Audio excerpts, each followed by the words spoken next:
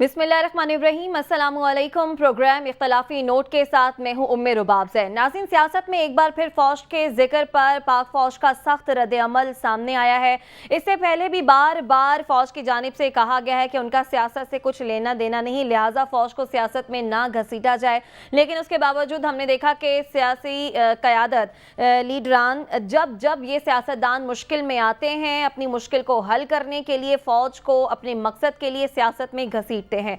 आज भी बड़ा वाज़ेह बयान आया है फ़ौज की जानिब से। ISPR ने कहा है कि मुसल्लह फ़ौज को सियासी गुफ्तगू में घसीटने की कोशिश की जा रही है। मुसल्लह फ़ौज को मुल्क के बेहतरीन मफाद में सियासी गुफ्तगू से दूर रखें। उन्होंने कहा कि बाद सियासी क़यादत, कुछ सहाफ़ी और कुछ तज्ज़ियाकारों की जानिब से ऐसा किया जा रहा है। गैर मुसद्दिक़ा इश्तियाल अंगेज़ बयानात इंतहाई नुकसानदेह हैं। हबीब साहब, ये सियासतदान वक्त पड़ने पर या जब उन्हें किसी मुश्किल सूरत हाल से निकलना होता है, ये क्यों फ़ौज को बार बार अपनी सियासत में घसीटते हैं और उधर से बार बार इस बात की तरदीद की जाती है कि हमारा सियासत से कुछ लेना देना नहीं? देखिए, जब हम पाकिस्तान में अपनी फ़ौज की और प्यारी फ़ौज के इदारे को दीगर इदारों के मुकाबले में रख के देखते हैं तो हमें सबसे ज़्यादा मजबूत और नज़्म ज़ब्त का कायल इदारा एक ही नज़र आता है, जहाँ पे आज भी मेरिट पे भर्ती होती है, मेरिट पे तरक्कियाँ होती हैं और इसी वजह से वो इदारा दुनिया के बेहतरीन इदारों के मुकाबले में अपनी हैसियत और अहमियत साबित करता है। और इसी अपने नज़्म ज़ब्त की वजह से और अपनी ट्रेनिंग और डिसिप्लिन की वजह से ये इदारा पाकिस्तान का मुहाफ़िज़ इदारा भी है। अब देखिए, जब आपके मुल्क में एक ही इदारा स्ट्रॉन्ग हो, मजबूत हो, उसके ऊपर आपको भरोसा हो, तो फिर किसी भी क्राइसिस में नज़रें उस इदारे की तरफ उठती हैं। मिसाल के तौर पे अगर पाकिस्तान के अंदर सैलाब आ जाए तो फौरी तौर पे हमारी नज़रें, हमारा भरोसा क्या है, सैलाब के अगेंस्ट क्या है? बाकी तो रेत और मिट्टी के बंद ही है ना। बंदों के एतबार से हमारा भरोसा किस पे? हमारा भरोसा अपनी फौज पे। पाकिस्तान में कोई कैलेमिटी आ जाए, पाकिस्तान में ज़ल्ज़ला आया 2005 में, हमारा भरोसा किस पे रहा? अभी कोविड के दरमियान आप देख लीजिए कि हमारा भरोसा किस पे रहा कि यार फौज है, वो मामलात को संभाल रही है। जब इस तरह के मामलात हैं तो वो हमारे साथ कंधे के साथ कंधा मिलाए फौजी हमारे साथ खड़े होते हैं। सड़कों पे हमने देखा है, मैं खुद सैलाब कवर करता रहा हूँ, ज़ल्ज़ले कवर करता रहा हूँ, मैंने उनको हर दम हर जगह अपने सामने अपने साथ काम करते हुए देखा। अभी मैं आपको रिसेंटली बताऊं कि मैं जब ये मार्च में मैं अंगूर अड्डा गया तो वो भी ISPR की मदद से कुछ सहाफ़ी वहाँ पे गए। तो अंगूर अड्डा में हम तो गए हेलीकॉप्टर पे, लेकिन वहाँ पे जो हमने देखा, जिन लोगों को, नौजवान बच्चे, अब तो ऑनेस्टली बहुत सारे जो नौजवान हैं वो मुझे अपने बच्चे जैसे ही लगते हैं कि ज़ाहिर है जिस उम्र में मेरे बच्चे हैं उसी उम्र में वो लेफ्टिनेंट भर्ती होते हैं या इस तरह की बात करते हैं। तो उन बच्चों को ज़िंदगी की इस चकाचौंध से आप लाहौर, कराची, इस्लामाबाद शहरों से निकाल के आप अंगूर अड्डा में जाके वहाँ पे मैंने देखा कि उनकी यूनिट्स बैठी हुई हैं और पाकिस्तान की हिफाजत कर रही हैं। और उस जगह पे जहाँ ना कोई तफरी के मौके हैं, जहाँ से फ़ोन भी पता नहीं कैसे मिलता होगा, आमदोरफ्त कितनी मुश्किल है, आप यहाँ ज़रा थर जाके देखें। देखिए, ये सारे हमारे बच्चे, हमारे भाई, हमारे बड़े, ये सारे लोग इस मुल्क की हिफाजत के लिए और हर लिहाज से हिफाजत के लिए वो सरगर्म अमल। जब सियासत की आलूदगी में इस इदारे को घसीटा जाए तो डेफिनेटली उन लोगों की, एक तो जाहिर है सियासतदान और सहाफ़ी तो काफ़ी थिक स्किन होते हैं ना, बहुत सारी बातें सुनते रहते हैं, बहुत सारी बातें करते रहते हैं, फिर अगर किसी पे इल्ज़ाम लगे तो बोल भी देते हैं। वो इदारा बोल भी नहीं सकता, या कम बाज़-औक़ात उनके जो नौजवान बच्चे हैं वो सोचते हैं कि शायद हमारे अकाबरीन से कुछ गलती हो गई है। ज़ाहिर है क्योंकि बाहर तो हम तो बग़ैर किसी हमारे यानी यूँ कहिए कि हमारी ज़बानें तो बाज़-औक़ात इतनी दराज हो जाती हैं कि दूसरे लोग समझते हैं कि शायद ये जो हबीब अकरम है ये शायद सच बोल रहा है, या शायद जो फ़लाँ जर्नलिस्ट है शायद वो सच बोल रहा है। तो इस तरह से एक गैर ज़रूरी सवालात का पैदा होना एक डिसिप्लिन्ड आर्मी में ये बिल्कुल कतई तौर पे नाकाबिले कबूल है। तो इसके लिए हम सबको अपनी कोशिश करनी चाहिए। आप छोड़ दीजिए कि ISPR ने प्रेस रिलीज जारी की, अगर ना भी जारी की हो तो क्या ये हमारी जिम्मेदारी नहीं? बिल्कुल जिम्मेदारी है। अच्छा, अब दूसरी बात ये है कि इस पर्टिकुलर केस में हो क्या रहा है। आप गुज़श्ता चंद दिन में आप देखिए हो क्या रहा है। हमारी मरियम नवाज साहिबा उठती हैं और वो एक आर्मी के मोहतरम कमांडर के नाम کی رعایت سے کبھی تو فیض یاب، کبھی بے فیض، کبھی فیاض، اور کبھی کچھ اس طرح کے آپ جملہ بازی کرتی ہیں، تو اس سے یقینی طور پہ آپ کی قوت متخیلہ اور قوت مکالمہ کا تو اندازہ ہو جاتا ہے، لیکن اس سے دلوں پہ کتنے زخم پڑتے ہیں وہ آپ کو اندازہ نہیں۔ شیخ رشید صاحب جب کبھی مشورہ دیتے ہیں کہ وہ گیٹ نمبر 4 سے پیچھے ہٹتے ہی نہیں ہیں، بتاتے ہیں کب اندر کی خبریں وہ بتا رہے ہیں، حالانکہ وہ نہ فوجی ہیں نہ ان کا استحقاق ہے۔ اسی طرح ماضی میں نواز شریف صاحب نام لے کے آپ تقریریں فرماتے رہے ہیں اور جلسوں کے بیچ میں نام لیتے رہے ہیں۔ عمران خان صاحب نے کہا کہ ڈائریکٹلی یا انڈائریکٹلی اس طرح سے کیا جا رہا ہے۔ جو اسی طرح عمران خان صاحب دیکھیے، عمران خان صاحب نے اب تک کوئی ایسی بات پبلکلی نہیں کی جس پہ آپ کہہ سکے کہ یہ نام ہے پرٹیکولرلی انہوں نے نام لیا۔ ڈائریکٹلی یا انڈائریکٹلی، اگر انڈائریکٹلی کی بات کریں تو وہ ایک الگ معاملہ ہوتا ہے۔ جب بات اس رعایت سے ہو نا کہ جہاں پہ آپ انڈائریکٹ ہو رہے ہوں، تو پھر تو وہ منہ اس کا رخ کسی بھی طرف موڑا جا سکتا ہے۔ لیکن عمران خان صاحب کو یہ بہت دھیان کرنا چاہیے، کیونکہ انہوں نے مجھے خود کہا تھا کہ یہ فوجی جو ہیں یہ ان کے بچوں کی طرح ہیں اور یہ ملک کی حفاظت کر رہے ہیں۔ اگر فوجیوں کی کسی حوالے سے بھی دل چکنی ہوتی ہے تو خان صاحب کو اس معاملے پہ غور کرنا چاہیے۔ دیکھیے آج ہی ہم جب شہباز شریف صاحب سے پرائم منسٹر سے ملے لاہور میں، آپ بھی وہیں موجود تھی، تو جامی صاحب نے، ہمارے اجمل جامی صاحب نے ان سے ایک سوال کیا کہ یہ بتائیے کہ جو محترمہ مریم نواز صاحبہ ہیں وہ ایک نام لے کے بات کرتی ہیں، تو انہوں نے کہا کہ کبھی کبھی اشتعال آ جاتا ہے، غصے میں وہ بات نکل جاتی ہے، آپ اس کو سیریسلی نہ لیں۔ اب آپ اس نقطے کو ملاحظہ فرمائیں۔ دیکھیے مسئلہ یہ ہے کہ بہت ساری آزادیاں جو آپ کو اور ہمیں دستیاب ہیں وہ وزیر اعظم کو دستیاب نہیں ہیں۔ وزیر اعظم نے اپنی رسپانسبلٹی نبھانی ہے، اور اسے بعض اوقات یہ شاید ان کے لیے جماعتی طور پہ کوئی بہت اچھی بات نہیں ہے ان کے لیے کہنا، سیاسی اعتبار سے بھی، لیکن انہوں نے کہا کہ آپ اس کو سیریسلی نہ لیں۔ بعد میں انہوں نے کہا کہ ان کا حوالہ کوئی اور بھی ہو سکتا ہے۔ انہوں نے یہ کہا بعد میں اس کی ایکسپلینیشن دی کہ ان کے کہنے کا مقصد یہ نہیں تھا، جو بھی بات کر رہے ہوں گے اس کا مقصد وہ نہیں ہوگا جو سوال یہ مفروضہ تھا۔ لیکن پہلے والی بات جو تھی، میرا خیال ہے کہ اسی کو وہ اساتذہ وہ کیا کہتے ہیں، وہ آخری آرڈر جس کے اوپر کام ہونا ہوتا ہے، ورکنگ آرڈر، ہاں آپ اس کو وہ سمجھیے کہ وہ قابل عمل حصہ جو تھا نا اس گفتگو کا، وہ یہی تھا کہ ایسی باتوں کو سیریسلی نہ لیں۔ تو لہٰذا جب آپ کے اپنوں کو یہ کہنا پڑے کہ ایسی باتوں کو سیریسلی نہ لیں، تو پھر میرا خیال ہے یہ ہے کہ کہنے والے کو سوچنا چاہیے۔ عربی کا ایک محاورہ ہے کہ بہت ساری کہنے والی باتیں کہنے والے کو کہتی ہیں کہ ہمیں مت کہو۔ یہ دراصل یہ کہنے والی باتیں، جو بہت ساری باتیں ہیں، یہ کہنے والوں کو کہہ رہی ہیں اس پریس ریلیز کی صورت میں، اس بیان کی صورت میں کہ ہمیں مت کہو۔ اور لاسٹلی جو ہمارے بہت سارے تجزیہ کار ہیں، میرے ہم پیشہ، ٹھیک ہے، وہ انہیں بھی تھوڑی احتیاط سے کام لینا چاہیے۔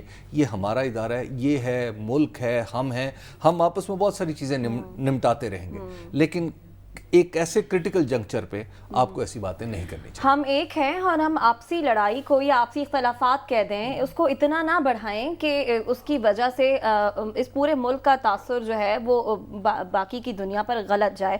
ہماری فوج، ہمارے فوجی بچے، جیسا کہ حبیب صاحب نے بھی کہا، سب ہماری حفاظت کے لیے بیٹھے ہوئے نا، دور دراز ادھر سے پاس آؤٹ ہوتے ہی ان کی جہاں جہاں پوسٹنگ ہو جاتی وہاں وہ ہماری حفاظت کے لیے موجود ہوتے ہیں۔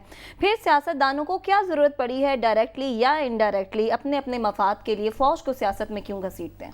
دیکھیے سب سے پہلے تو میں ایک بات تھوڑی سی اس پہ جنرل کروں کہ ہر ملک کی آزادی، خاص طور پہ ہمارے ملک کی آزادی، اور یہ ہمارا اسلام کے پرسپیکٹیو کے اندر بھی ہمارا یہ عقیدہ ہے، نیشنلزم کے پرسپیکٹیو میں بھی ہمارا یہ عقیدہ ہے کہ ہمارے ملک کی آزادی ہمارے شہیدوں کا قرض ہے، یعنی کہ شہداء کے خون کی وجہ سے ہمیں یہ ملک ملا، شہداء کے خون کی وجہ سے 2-3 جنگوں کے باوجود یہ قائم رہا، شہداء کے خون کی وجہ سے یہ ہم نے وار آن ٹیرر لڑی اور جیتی، اور شہداء کے خون کی وجہ سے آج ہمارا ملک سلامت ہے۔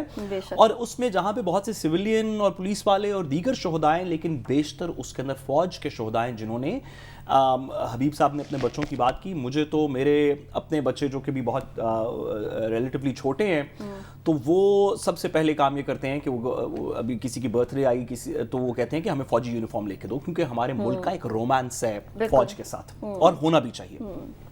ایک حاضر سروس لیفٹیننٹ جنرل صاحب سے کچھ عرصہ پہلے ایک سوشل گیدرنگ پہ ملاقات ہوئی. انہوں نے بتایا کہ وہ کسی جگہ پہ کمانڈ کر رہے تھے کچھ عرصہ پہلے, وہاں پہ ایک سپاہی کے والد آئے اور انہوں نے کہا, یا ایک افسر کے والد آئے, انہوں نے کہا کہ ہمیں بڑی تکلیف ہے, یہ فوج کے بارے میں جو باتیں ہوتی ہیں یہ ہوتا ہے وہ ہوتا ہے. کچھ عرصہ بعد ان کے بیٹے کی شہادت ہو گئی کسی اس پہ. تو وہ شخص جو کہ فوج کی تنقید کے اوپر اس طرح کی بات کر رہا تھا کہ ہمیں بڑا دکھ ہوتا ہے, اس کا بیٹا شہید ہو گیا, تو مجھے جنرل صاحب نے بتایا کہ جنازے کے بعد جب وہ واپس پہنچے اپنے یونٹ میں, کمانڈ میں, تو وہاں پہ وہی والد اپنے دوسرے چھوٹے بیٹے کو لے کے آیا ہوا تھا کہ اس کو بھی مہربانی کر کے بھرتی کروا لیں, ہم فوج کے ساتھ ہیں اور فوج کے لیے ہی ہم قربانیاں اور اس ملک کے لیے ہم قربانیاں دینا چاہتے ہیں. لیکن تھوڑی سی بات اگر ہم اس سے آگے کریں, اور ہم سب کو اپنی خواہشات کو علیحدہ رکھتے ہوئے کچھ چیزوں کے اوپر بات بڑے دھیان سے کرنی چاہیے, اور ان میں ہماری فوج جو ہے وہ شاید سر فہرست ہے, ہماری عدلیہ بھی ہے, ہمارے کچھ اسٹریٹجک نیچر کے ایشوز ہیں جو کہ جن کے اوپر بڑی کیئرفلی بات کرنی چاہیے. لیکن بات تھوڑی سی اس سے آگے کی ہے. چند سیاستدان, آپ یہ تو کہہ سکتے ہیں کہ مفروضوں پہ پاکستان کی ہر سیاستدان نے مفروضوں پہ انڈائریکٹلی ادھر ادھر کی بات کر کے فوج کا تذکرہ ہر سیاستدان نے کیا. آج سے پہلے تاریخ میں ذوالفقار علی بھٹو سے شروع ہو جائیں, ہر سیاستدان نے یا فوج کے بارے میں بات کی ہے, یا فوج کے بارے میں اچھی بات کی ہے, بری بات کی ہے, لیکن اشاروں کے نعروں میں تو ہر شخص نے بات کی ہے. چند ایسے سیاستدان ہیں جنہوں نے نام لے کے تقریباً گالی سے ایک لمحہ پہلے رک کے تو فوجیوں کے بارے میں بات کی, نام لے کے فوجی لیڈرشپ کی, یا پاکستان کے بارے میں بات کی. افواج کے بارے میں بات کرنے, پاکستان کی فوج کے بارے میں بات کرنا ایسی ہے جیسے پاکستان کے بارے میں. بالکل بالکل. ہم نے دیکھا کہ ماضی میں بانی ایم کیو ایم نے جب پاکستان کے خلاف بات کی تو پاکستان نے اس کی اگزامپل بنائی, پاکستان کی سیاست سے وہ ختم ہو گئے. ان کا آج بھی, میں ان کو بانی ایم کیو ایم کہہ رہا ہوں, ان کا نام ٹیلی ویژن پہ لے نہیں سکتا, ان کی ہم نے کبھی اس کے بعد واپس تقریر نہیں سنائی. تو کیا وجہ ہے کہ کچھ دیگر سیاستدان جو کہ اسی طرح کی باتیں فوج کے بارے میں کرتے رہے ہیں, اور ماضی سے سبق بھی نہیں سیکھ اور کبھی انگلینڈ میں بیٹھ کے تو کبھی آزاد کشمیر کے جلسے میں, کہ وہ لوگ اسی طرح کی باتیں کرتے رہے ہیں, اور آج ہم ان کو پاور کے اندر بھی دیکھ رہے ہیں.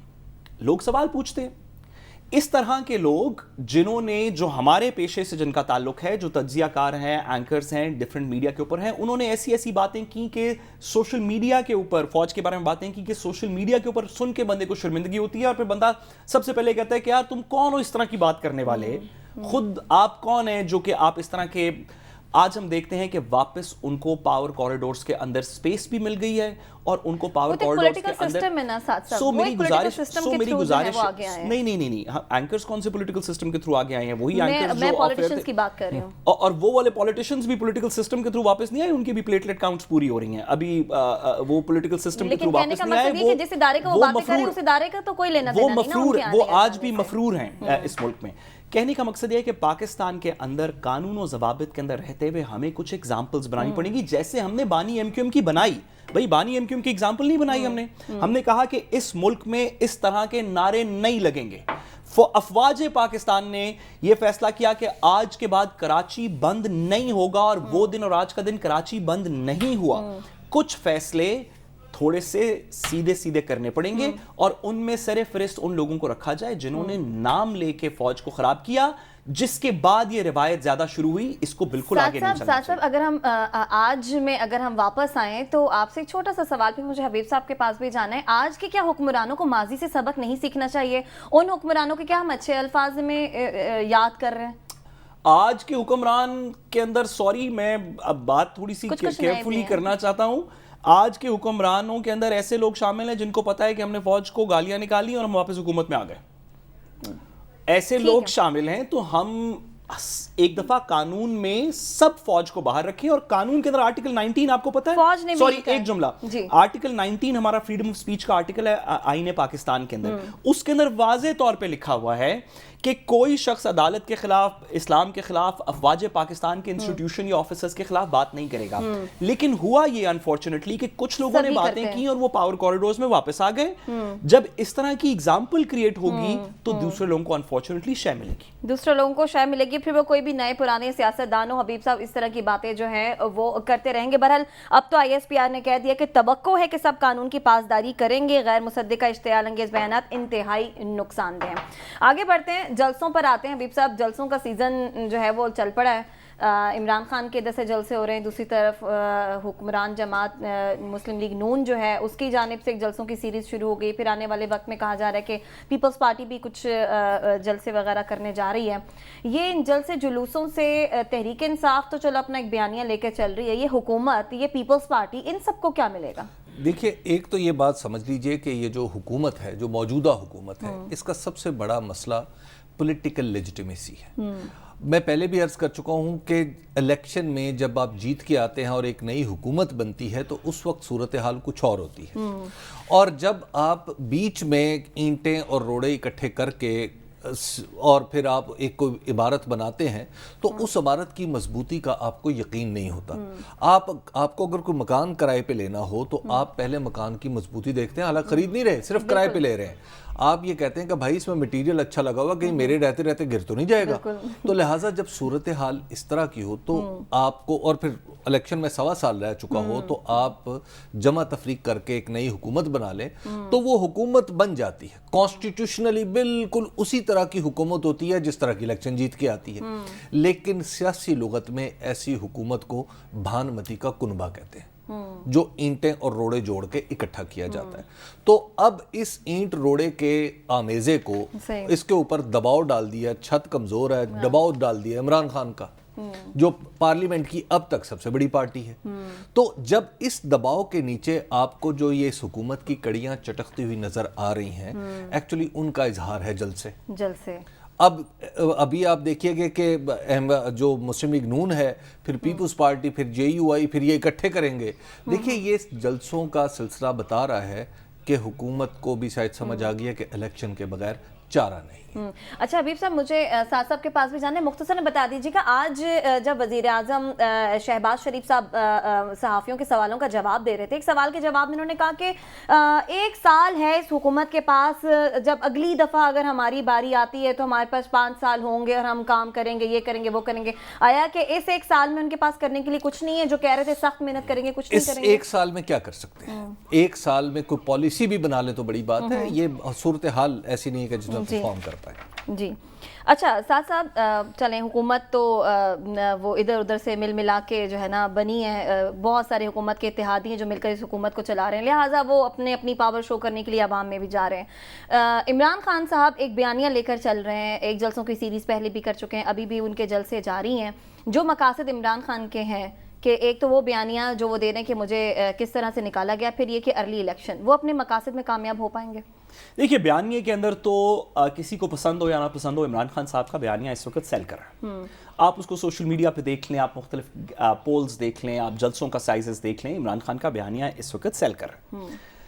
اب سوال یہ ہے کہ کیا عمران خان صاحب اس کراؤڈ کو, جو کہ ابھی میں اپنے ہمارے بہت ہی ایکسپیرینس رپورٹر ہیں طارق حبیب صاحب, ان سے بات کر رہا تھا کہ کیا آپ کے خیال میں کمپیریزن ہے جلسوں کا, تو انہوں نے کہا کہ کمپیریزن PTI کے جلسوں کا اور نون لیگ کے جلسوں کا اس وقت کرنا انفیئر ہے, کیونکہ PTI کے واقعی بہت بڑے جلسے ہو رہے ہیں. لیکن باتوں میں یہ بھی بات سامنے آئی کہ جلسے بڑے ہونے کا مطلب یہ نہیں کہ آپ الیکشن جیت جائیں گے, کیونکہ الیکشن کی ایک مشینری ہوتی ہے. آپ نے انشور کرنا ہے کہ جتنے لوگ آپ کے سپورٹرز ہیں کسی بھی حلقے میں, ان لوگوں کے ویلڈ ووٹس بنے ہوئے ہیں, وہ کون سے پولنگ سٹیشن پہ ان کی ووٹر لسٹیں ہوں گی, وہ اس دن اپنا ID کارڈ وغیرہ لے کے وقت پہ پہنچیں گے.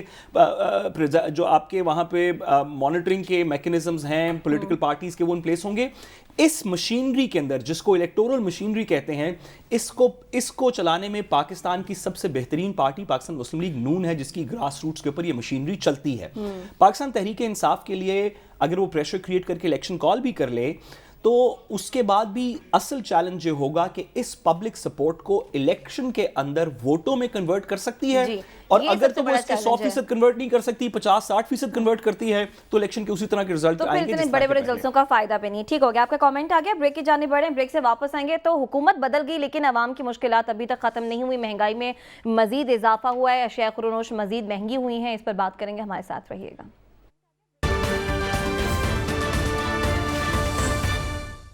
ویلکم بیک ناظرین.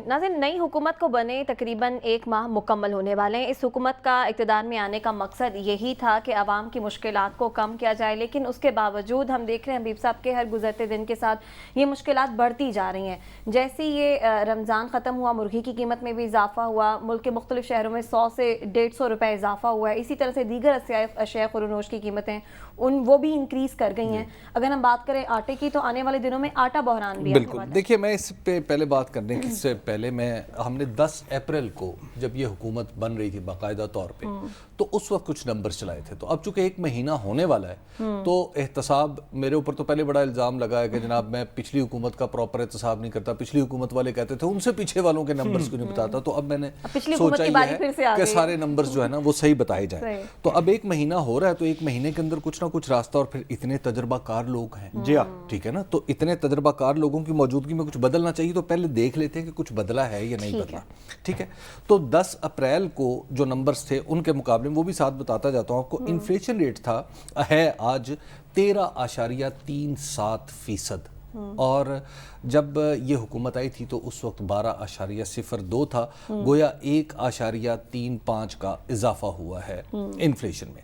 جو انٹرنیشنلی پیٹرول کی پرائسز تھی, پچھلی حکومت جب تھی تو وہ 97 تھی. ظاہر ہے اس میں نہ پچھلی حکومت کا قصور ہے نہ اس حکومت کا قصور ہے, تو وہ اب 110.58 پہ ڈالر پر بیرل کے اوپر یہ پرائس پہنچ چکی ہے. اور پیٹرول کی پرائسز جو اس وقت تھی, عمران خان صاحب نے ذرا سبسیڈائز کر دی تھی, اور اب بھی وہی ہیں کہ 149 روپے 86 پیسے. البتہ ڈالر میں تھوڑا سا اضافہ دیکھنے میں آ رہا ہے, اور تھوڑا ڈالر وولیٹائل بھی نظر آ رہا ہے. آپ دیکھ رہے ہیں 189 تک جاتا ہے, پھر 187, آج 187 پہ ہے, اور اس وقت 186.28 پہ تھا. اور اگر ہم تحریک عدم اعتماد سے اس کو اٹھائیں تو 178 روپے پہ تھا. تو گویا یہ کسی نہ کسی درجے میں یہ جو اضافہ ہے تحریک عدم اعتماد پیش کرنے والوں کے کھاتے میں, آپ تھوڑا سا اس کو ڈال سکتے ہیں, جہاں پرانی حکومت کی نااہلی پہ بھی ڈال سکتے ہیں. ٹیکس کلیکشن جو ہے وہ پچھلے جب جولائی ٹو مارچ تھی ٹوٹل, وہ تھی 44 کھرب روپے, یعنی 4400 ارب روپے, اور آج ہے 4858 ارب روپے.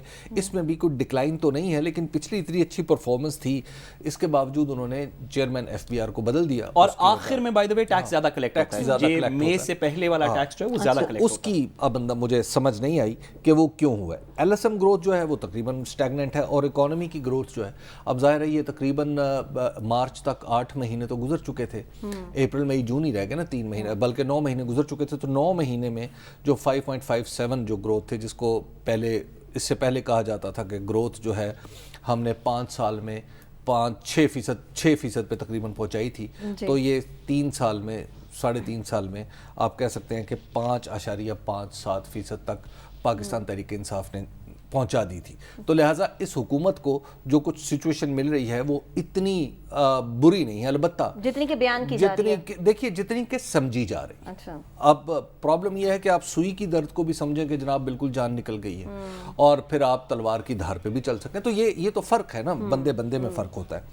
چینی تو ظاہر 90 روپیز پہ ہے تقریباً, وہ پچھلی حکومت جہاں چھوڑ کے گئی تھی وہی ہے.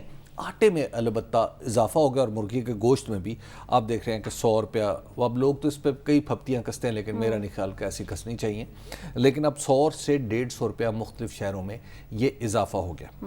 آج جب ہم شہباز شریف صاحب سے, اور بجلی بھی 2 بار مہنگی ہو گئی ہے, تو اب یہ جو ساری مہنگائی ہے, اس کا مطلب یہ ہے کہ پچھلے 1 مہینے میں حکومت نے اپنے عمل سے تسلیم کر لیا ہے کہ جو پچھلے مہنگائی تھی وہ ایکچولی عمران خان کا قصور نہیں تھا, وہ انٹرنیشنل پرائسز تھی.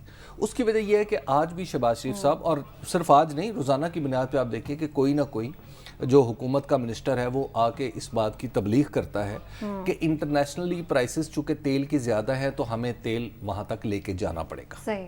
آپ دیکھیے مفتیٰ اسماعیل صاحب بھی اب اس بات کے فیوز و برکات بیان کرتے ہیں کہ انٹرنیشنلی جب ہم لنک کر دیں گے پرائسز سے تو وہ پرائسز تو ہو جائیں گی 255 روپے کی، اور کہیں گے، وہ کہتے ہیں کہ اکراس دا بورڈ سبسڈی نہیں دینی چاہیے، یہ ٹارگیٹڈ سبسڈی دینی چاہیے. یہ ٹارگیٹڈ سبسڈی کا لفظ بھی مجھے سنا سنا لگتا ہے. اس کی وجہ یہ ہے کہ یہ بات بھی تو تحریک انصاف والی کہا کرتے تھے، آج وہ کہہ رہے ہیں کہ آپ اکراس دا بورڈ سبسڈی. میں ایک سوال پوچھ لوں حبیب صاحب سے. جی بالکل اجازت ہے، کچھ سوال میرے پاس بھی ہیں. حبیب صاحب، پچھلی حکومت میں تو یہ نالائکی کی وجہ سے مہنگائی ہو رہی تھی. اس حکومت میں نالائکی کا تو تصور ہی نہیں کیا جا سکتا، کیونکہ لائق فائق اسحاق ڈار صاحب اور مفتاح اسماعیل تو بڑے ایکسپیرینسڈ اور لائق لوگ ہیں. آپ یہ بات غالباً تنزن فرما رہے ہیں. اچھا، میں پوری شرح صدر کے ساتھ یہ سمجھتا ہوں کہ پاکستان کے وزرائے خزانہ کو از اول تا آخر سب لوگوں کو ایف اے کی کتاب پڑھنی چاہیے. اس میں اسحاق ڈار صاحب بھی ہیں، اس میں اسحاق ڈار صاحب بھی شامل ہیں. اگر ہماری ملک کی اکانومی کو ایف اے کی اکانومی کی کتاب، اکنامکس کی کتاب، مبادیات معیشت پڑھا کے اگر یہ وزیر خزانہ بن جائے، میں آپ کو دعوے سے کہہ سکتا ہوں ہماری معیشت بالکل ٹھیک ہو جائے گی. اچھا حبیب صاحب، اس معذرت قطع کلامی کی اسحاق ڈار کی آپ بات کر رہے ہیں کہ انہیں بھی ایف اے کی کتاب پڑھنی چاہیے. صحیح ہے. اچھا حبیب صاحب، وہ کہہ رہے ہیں کہ ڈالر جو ہے وہ 160 پہ لے کر جانے کی خواہش ہے اسحاق ڈار صاحب کی. میرا خیال یہ ہے کہ جو ڈالر کے بارے میں ہماری جو میں اس کو کہوں گا معاشی، میرے ذہن میں سخت لفظ آ رہا ہے، میں اس کا ایکچولی متبادل سوچ رہا ہوں. ہمیں نا ذمہ داری سے بولنا چاہیے. ہمیں یہ بات، میرا خیال یہ ہے کہ سابق وزرائے خزانہ کے بعض معاملات میں تو مجھے لگتا ہے ان کے منہ پہ ٹیپ لگا دینی چاہیے. اس کی وجہ یہ ہے کہ آپ 160 روپے کہتے ہیں، کبھی آپ کہتے ہیں 145 روپے تک چلا جائے گا، کبھی آپ کہتے ہیں یہاں تک ایک منسٹر صاحب اٹھتے ہیں خورشید شاہ صاحب جی وہ 200 روپے تک جانے کی سن رہے ہیں. یہ لوگ کون ہیں؟ اور اسی طرح پچھلی حکومت میں آپ کو یاد ہے گورنر سندھ صاحب بھی فرمایا کرتے تھے کہ ڈالر کی یہ پرائز، ڈالر کی قدر یہ ہو جائے گی، ڈالر کی قدر وہ ہو جائے گی. ایک تو سب سے پہلے مفتاح اسماعیل صاحب اگر کچھ کرنا چاہتے ہیں تو ان کے منہ بند کریں. دوسری بات یہ ہے کہ اور شہباز شریف صاحب ان کے منہ بند کروائیں.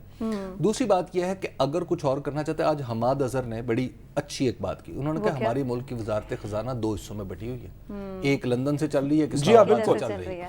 آپ جب اس طرح کی آپ کی وزارت خزانہ چلے گی تو آپ ریئل ڈیسیژنز کیسے کر سکیں گے؟ اور لاسٹلی میں ایک اور عرض کروں، دیکھیے ہماری جو اکانومی ہے نا، اس کو بڑی سیریس تھریٹس ہیں، اور آج اس کا خود شہباز شریف صاحب بھی تسلیم کر رہے تھے کہ ہم معاشی تباہی کے قریب جا رہے ہیں، اور ہمیں اس کے لیے بہت کیئرفلی کام کرنا ہوگا. حبیب صاحب، وہ یہ بھی کہہ رہے تھے کہ پھر آنے والے جب ہمارا دور آئے گا 5 سالہ، اگر ہم الیکٹ ہوتے ہیں تو ہی جو ہے ساری صورتحال پر قابو پا سکتے ہیں. اس 1 سال میں آپ کو لگتا ہے کہ وہ حکومت اس معاشی تباہی کو کنٹرول کر لے گی؟ بات یہ ہے کہ یہ وہ دلیل ہے جو میرا خیال ہے اب چلے گی نہیں، اور یہ جو کہ دینا شروع کر دی ہے اس اس کی وجہ یہ اپوزیشن میں رہ کے تو دلیل دی جا سکتی تھی، اب حکومت میں آ کے نہیں دی جا سکتی. صحیح. صاحب، آپ سے بھی سوالوں کی بوچھاڑ ہوگی اس بریک کے بعد. بہت سے سوال ہیں جو میں نے آپ سے کرنے، ہمارے ساتھ رہیے گا، واپس آتے ہیں.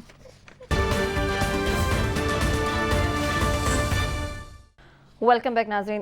صاحب، حبیب صاحب نے بریک پر جانے سے پہلے وہ سارے فگرز سامنے رکھے کہ پہلے کیا سچویشن تھی اور اب مہینے بعد کی کیا سچویشن ہے. یہ صورتحال دیکھتے ہوئے اب آپ کو لگ رہا ہے کہ حکومت جو ہے اس خراب معاشی صورتحال جسے وہ بیان کر رہی ہے ہینڈل کر پائے گی؟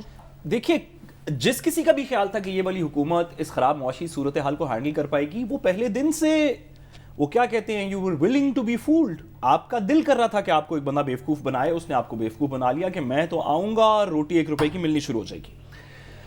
یہ جو بات ہے کہ اگر ہمیں جو بھی آپ نے کہا کہ وزیر اعظم صاحب نے آج نجی گفتگو میں بھی یہ بات کی کہ ہمیں اگلی حکومت ملے گی تو ہم ٹھیک کر دیں گے، یہ بات وہ کرے جس کو پہلے 5 حکومتیں نہیں مل چکی.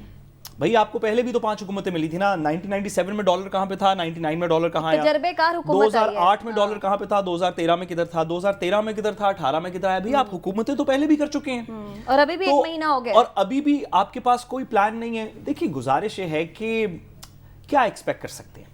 ہماری جس طرح ابھی حبیب صاحب نے بھی بات مینشن کی, حماد اظہر صاحب نے بات کی, اور یہ بات درست ہے کہ ہماری کچھ ایک آپریشنل لیول کی ہماری وزارت خزانہ جو ہے وہ تو مفتاح اسماعیل صاحب چلا رہے ہیں, لیکن وہ ٹیکٹیکل لیول کی, لیکن جو اسٹریٹجک لیول کی وزارت خزانہ کے فیصلے ہیں وہ آج بھی اسحاق ڈار صاحب کر رہے ہیں نواز شریف صاحب کی مرضی سے لندن میں.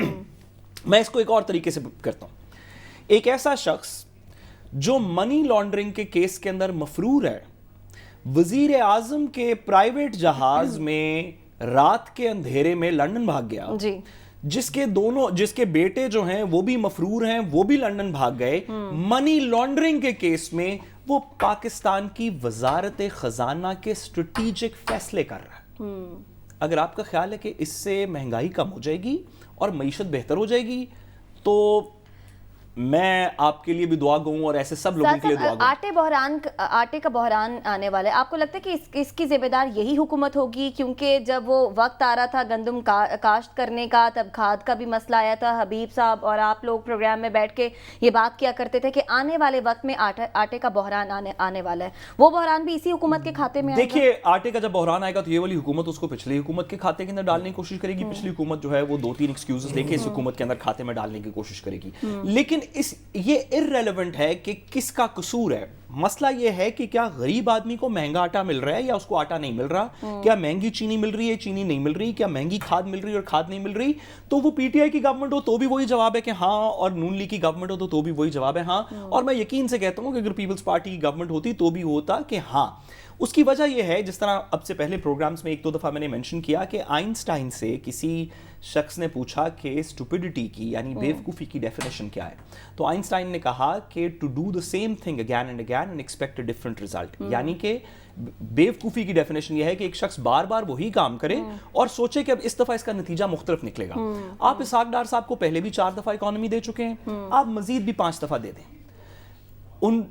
اب کم کہیں کو زیادہ سمجھیں, ایک کتاب ہے ویسے لوگوں کے پڑھنے کے لیے دی اکنامک ہٹ مین, ایک کتاب ہے لوگوں کے پڑھنے کے لیے دی اکنامک ہٹ مین, وہ ذرا مہربانی کر کے پڑھ لیں. پھر اسحاق ڈار صاحب. اچھا اسحاق صاحب, لوڈ شیڈنگ کے حوالے سے بھی مجھے بتائیں. یہ حکومت لوڈ شیڈنگ کا کھاتا پچھلی حکومت پر ڈالتی ہے, ہم نے بھی دیکھا کہ لوڈ شیڈنگ نے عوام کو پریشان کیا. بہرحال اب چند دنوں سے تھوڑا بہت کنٹرول ہوئی ہے. یہ لوگ کہہ رہے ہیں کہ جی جو چیزیں ٹائم پہ منگوانی تھیں وہ اس حکومت نے ٹائم پر نہیں منگوائی, اس وجہ سے لوڈ شیڈنگ کا یہ جو عذاب ہے اب عوام کو بھگتنا پڑ رہا. ہو سکتا ہے کہ یہ بات درست ہو. میں پاکستان مسلم لیگ نون کی بہت سی تنقید کرتا ہوں, مختلف اوقات میں کرتا بھی رہا ہوں. ایک چیز جس کے اوپر میرے خیال میں مسلم لیگ نون کی زیادہ تنقید نہیں کرنی چاہیے, اگر کرنی چاہیے تو ایکسپرٹس بہتر بتا سکتے ہیں, وہ تھوڑی سی بجلی کا بحران ہے. اس وجہ سے, اس کی صرف ایک وجہ ہے کہ 2008 سے 2013 کی جو حکومت تھی پیپلز پارٹی کی, جس نے اس ملک کو پوری طرح اندھیروں میں ڈال دیا, 14 16 گھنٹے کی لوڈ شیڈنگ ہوتی تھی. اس کے بعد 13 سے 18 جو نون لیگ کی حکومت آئی, اس نے بجلی کا بحران کچھ بہتر کیا. میں بینیفٹ آف ڈاؤٹ دینا چاہتا ہوں کہ وہ اب بھی بجلی کا بحران بہتر کریں گے, لیکن ٹیکنیکل ایکسپرٹس اس پہ بہتر بتا سکتے ہیں. اس کے ساتھ ہی پروگرام سے اجازت دیجیے, آپ سے اگلے ہفتے ملاقات ہوگی. اللہ نے کے بعد.